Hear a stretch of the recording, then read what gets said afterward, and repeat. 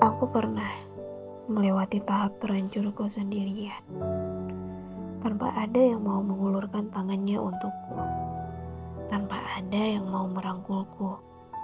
Semuanya aku hadapi seorang diri, sehingga aku sudah terbiasa dalam kesendirian. Hai semua, selamat datang di podcast pertama aku, podcast teman cerita.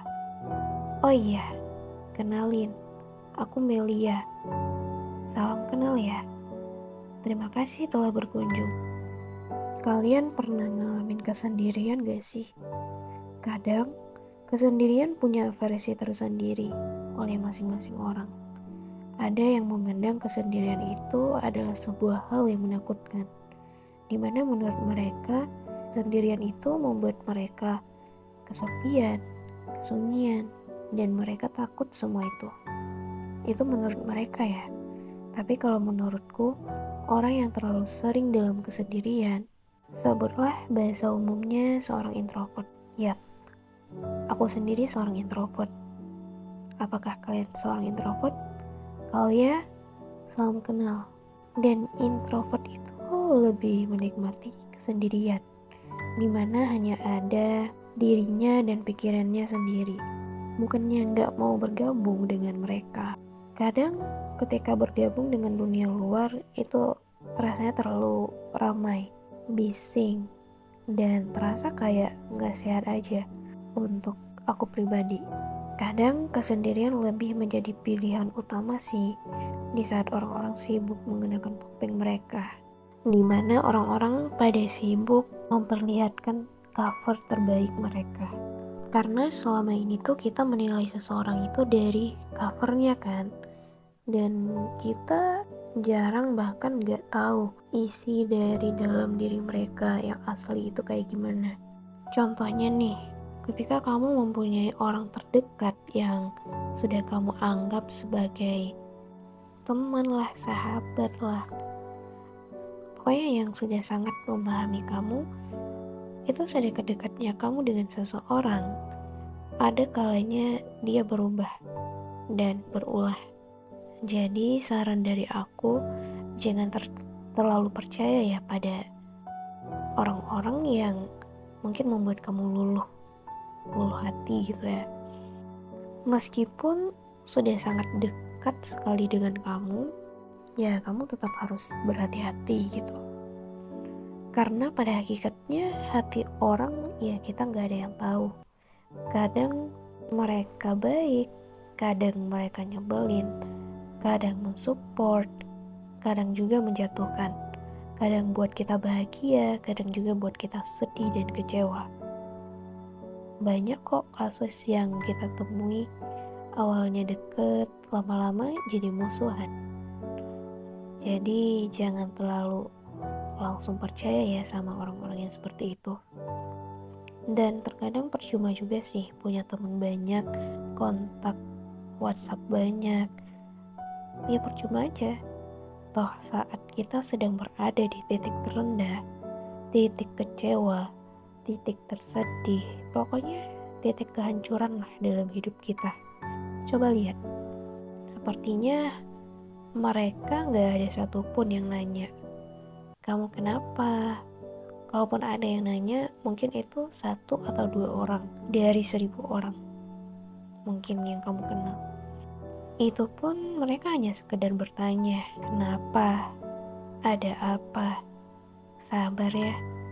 Lihat, mereka hanya bisa bertanya seperti itu. Setelah pertanyaan itu dijawab, apakah mereka mau membantu? Apakah mereka bisa menjadi penolong? Enggak kan?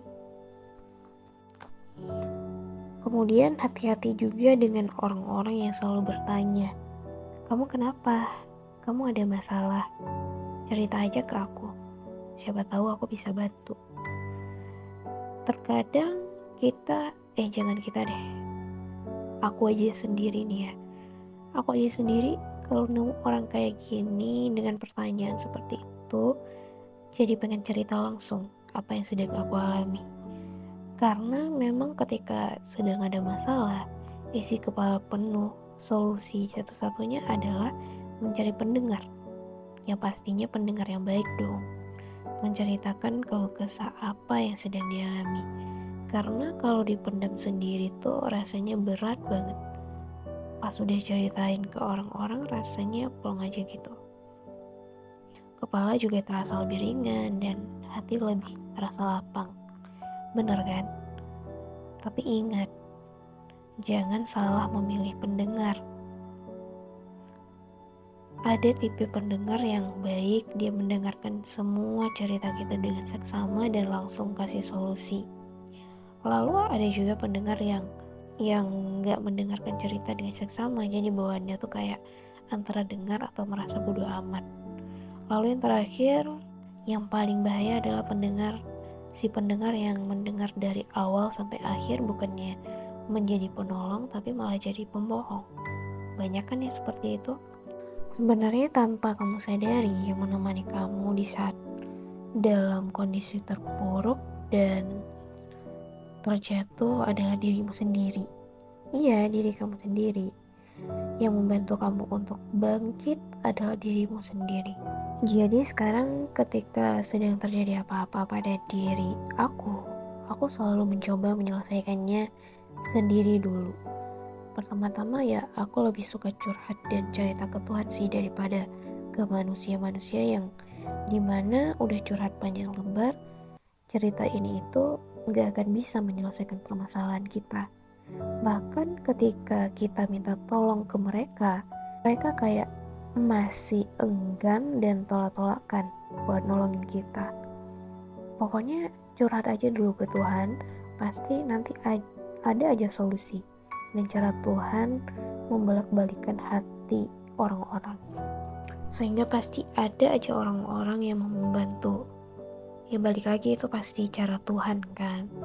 Jadi inti dari podcast kali ini adalah jangan terlalu percaya, jangan terlalu gampang percaya sama orang-orang yang sudah kamu anggap dekat. Karena sewaktu-waktu orang-orang yang kamu anggap itu dekat, itu akan berubah. Ya berbicara sewajarnya aja, minta tolong seperlunya aja. Kecewa? Ya semua orang jelas pernah kecewa dan dikecewakan. Orang terdekat yang setia menemani kamu adalah Tuhan dan dirimu sendiri. Jadi semangat terus ya.